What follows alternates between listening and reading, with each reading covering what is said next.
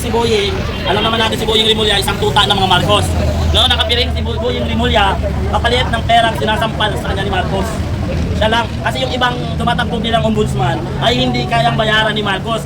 At itong mga JBC na to, mga plastic kayo. Lahat ng member ng Judicial Bar Council, mga plastic kayo, pera-pera din kayo. Bakit nakakuha ng 5 boto si Rimulya? Kung matino ang pag-uutak ninyo, hindi nyo ipoboto yun. Ano nangyari? Nakakuha siya ng 5, sumunod siya sa pangalawa.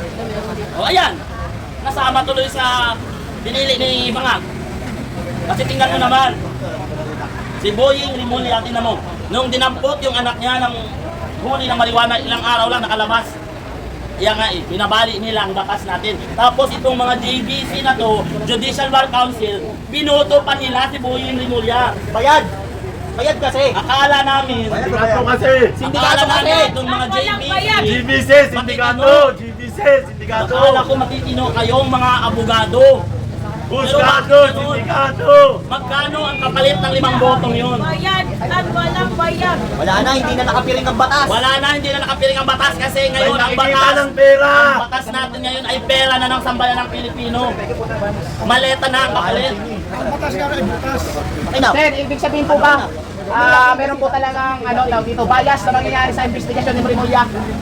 Ang investigasyon ni Rimulya, kaya siya ang inulok-lok ni Marcos Bangag dahil sa isang kondisyon na kailangan i-prosecute na si VP Inday Sara. Kasi hindi sila naging successful sa mga plano nila. Tapos na ang Rimulya sa kabine. Bansaga! Bansaga!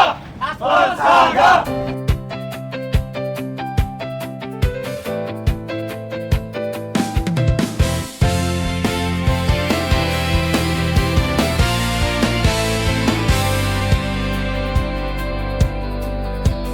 Mga balita, saan ka?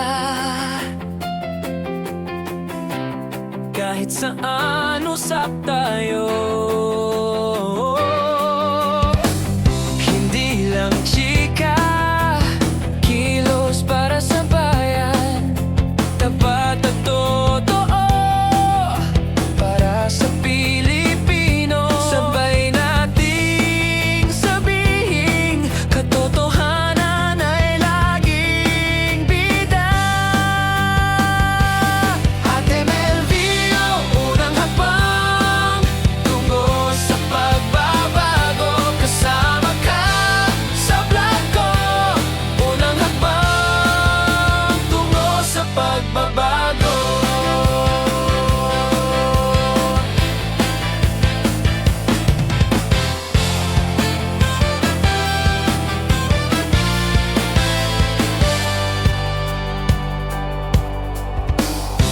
Politika, hindi usapan. Ito ay pagkilos, diretso at walang takot para sa bayan natin. Tapat at totoo para sa Pilipino. Sabay nating sabihin, katotohanan ay laging bida. Ate Melvie, unang hakbang tungo sa pagbabago. Kasama ka sa vlog ko. Unang hakbang tungo sa pagbabago. Kumilos na, huwag maghintay. Pagbabago, simulan ngayon. Para sa bayan, para sa masa. Ate Melvie, ang gabay mo.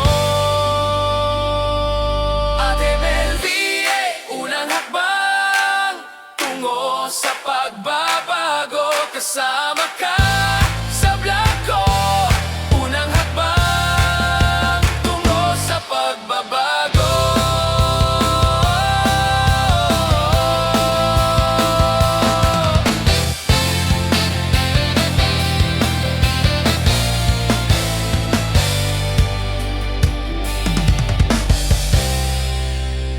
Ang kapulisan ay hindi natin kaawayan. Yes, tama yan. Nandyan yan yung susulupaan nilang salaysay, na protektahan nila ang taong bayan. Pero tama rin itong ginagawa natin, na ipaglaban natin ang inang bayan natin. Kaya pareho tayong walang maling ginagawa. As long as tama ang ating pinaglalaban, hindi na pwedeng maging bulag-bulagan tayo sa nangyayari sa ating lipunan ngayon. Hanggang kailan tayo magiging ganito? Hanggang kailan tayo maging sunod-sunuran sa mga hayop na politiko? Hanggang kailan kayo hindi magigising? Kaya sa 12, lumabas na kayo.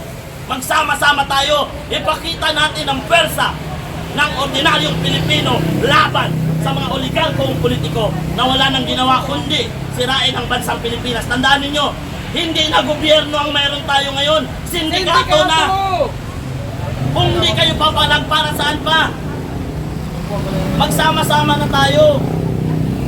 Wala nang pag-asa ang bansa natin.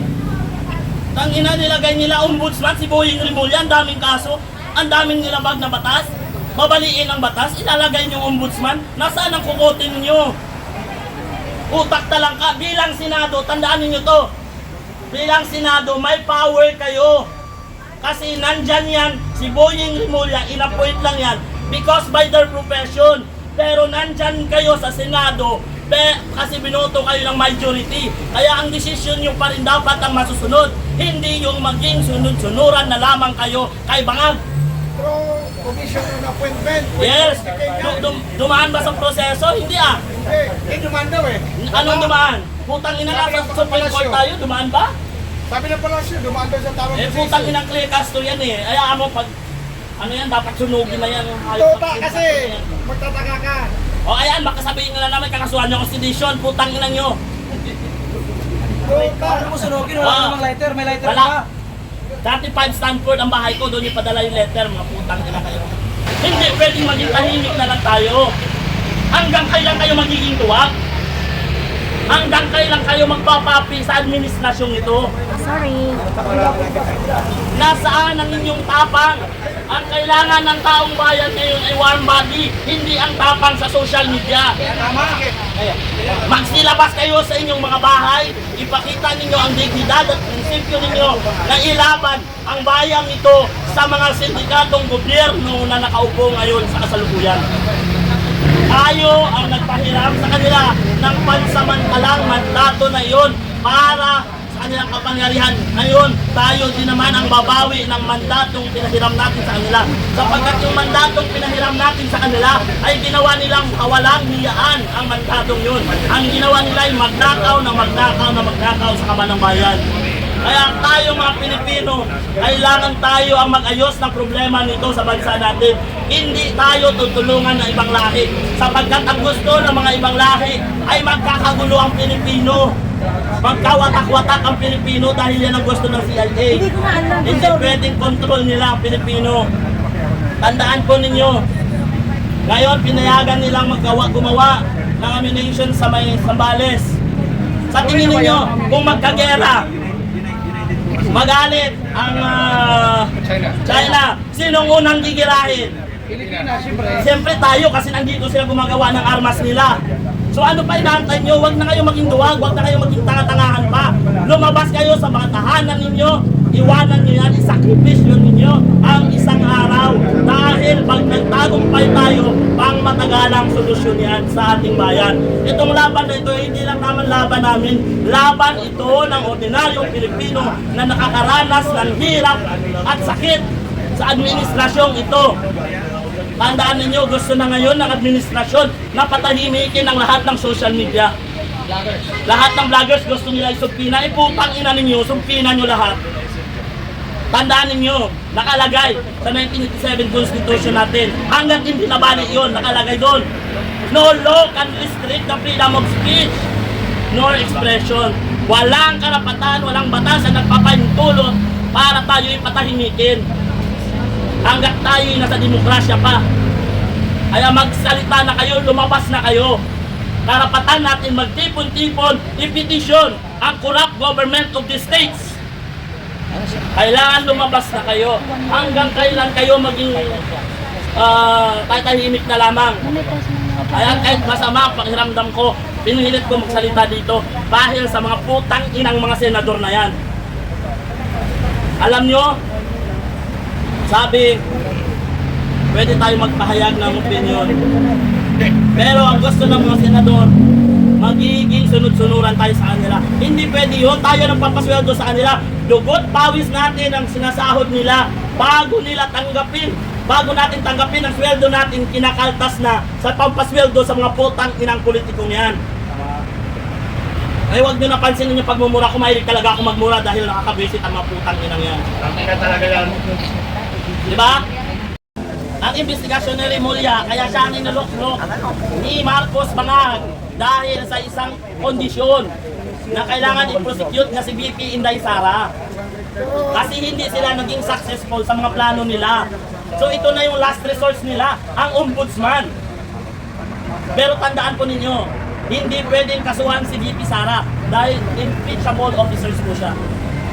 Kaya Boying Remulla, pag kinasuhan mo si Inday Sara, isa ka lang ding bobo o takipon, tanga. Buyek, hindi ka pa namatay. Boying Remulla, tandaan mo, may sakit ka na. Dapat ngayon pa lang nagbabago ka na. Baka sakaling hindi ka masunog sa impyerno. Pero anong ginagawa mo? Nakasanla na yun. Ngayon pa lang sinusunog na sa impyerno ang kaluluwa mo. Si Boying Remulla, Nakasanla na. bakit ka mo? Kasi siya ang hudas ng bansang ito. Tapos na ang Remulla sa Cavite. Oo, papa. Tapos na ang Remulla sa Cavite. Ayun na. Bansaga! Pasok yan. Bansaga! Bansaga! Bansaga! Bansaga! Bansaga! Bansaga! Kaya ito sa mga taga Cavite, huwag kayo magpadala sa halagang 500. Ipagpapalit na naman ninyo ang boto ninyo sa 500 para iboto ninyo ang hayop na mga Remulla na yan. Dahil galit lamang sila ngayon dahil ang eleksyon. Bansaga! Bansaga! Bansaga! Bansaga! Kaya si Boying Remulla, nabubulok na ang bayan yan. Nabubulok na! Nabubulok na! Kay Soto, ano nyo napansin nyo? Diba? Naagnas ang mukha niya? Kaya ako sa'yo, Tito Soto, kung may prinsipyo ang pagdignidad, bumalik ka na sa Bulaga, awawa ang bansa sa'yo. 1,000, isang luha, buong bansa, lubog sa baha, Bulaga. Blue Ribbon Committee. Sa tingin mo, saan tutulong ang investigasyon? Ang nangyayari ngayon, in-appoint nila ang mambabali ng batas, acting Senate Blue Ribbon Committee. Ano itatanong ni Tolpo doon? Saan mo kinuha ang pera? Hindi pwedeng ganyan. Kailangan baliin natin batas. Ganyan si Isumbong Tolpo. na yan! Walang kwenta Isumbong na yan! ang mga Tolpo. Isumbong na yan! Kaya dapat, bakit nina-appoint ang Tolpo? Dapat unang imbestigahan nila si Rob Tolpo na gumastos ng 2 milyon sa US. Huwag yung sabihin na pera nila yon. Putang ina-apoy, nakaupo sila. Pera ng gobyerno ang ginastos doon. Hindi na tanga ang Pilipino. Kaya na, nakikita niyo yung mukha ko, hindi ako takot sa inyo, mga putang. Laban! Karapatan ng mamamayan! Ipaglaban! Wala nang papalit sa akin. Tanong pa. Eh. Kaya nga sabi ko kanina, sa bansa natin, wala nang gobyerno na nakaupo. Lahat ng nakaupo ngayon ay sindikato. Sama mo na si Nartates.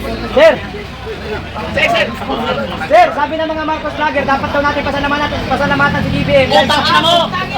Ano nagpapasalamat kay Marcos? Dahil kay Marcos nasira ang Pilipinas, nagkawatak-watak ang Pilipino, nagkakagulo dahil sa hayop ng presidente niyan.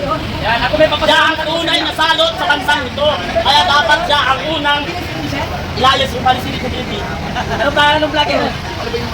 Halos lahat yung Ano mga... pangalan ng vlogger? Ha? Ano pangalan ng vlogger? Nagpapasalamat daw? Magpasalamat daw tayo kay BBM. Yan, tama yan. Salamat, BBM! We love you! Magpasalamat tayo kay BBM. Bakit? Alam niyo kung bakit?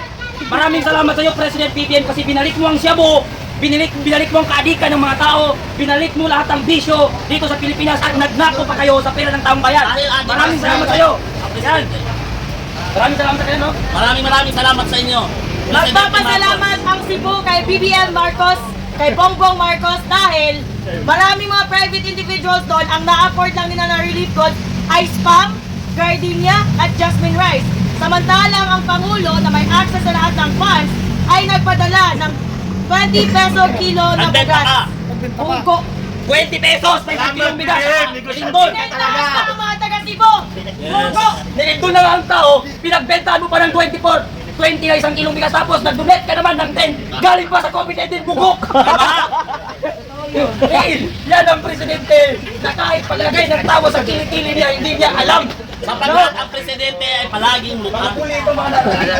Nagpapasalamat kami sa presidente nyo dahil ngayon ko na-realize na people can never change.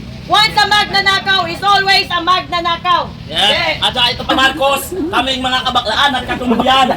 Dahil nung mga panahon, pag may kalamidad, bakla ang tumboy ang sinisisi. Ngayon si Marcos na, kaya maraming salamat sa iyo. Becky!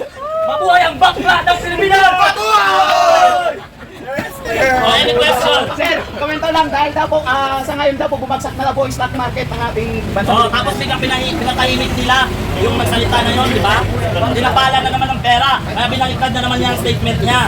Sa bansang ito, tulad niya ng ulit-ulit natin, wala nang matinong gobyerno sa bansang ito. Kaya tayo, sindikato na ang gobyerno. Marcos magnanakaw! Marcos resign! Marcos magnanakaw! Kaya dapat, oh, any question? Unlad ka daw yung ekonomiya. Umuunlad ang bayad ni Marcos. Hindi ang ekonomiya, putang ina mo.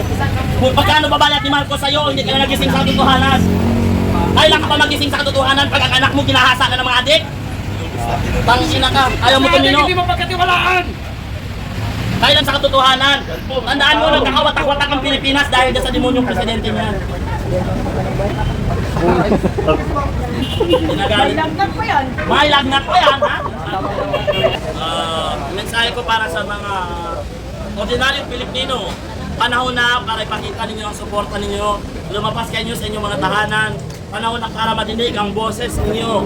Tayo ay magsama-sama, magkaisa para wakasan ng korupsyon sa bansang ito. Tayo ang aayos ng problema ng bansa natin, hindi ang mga Amerikano.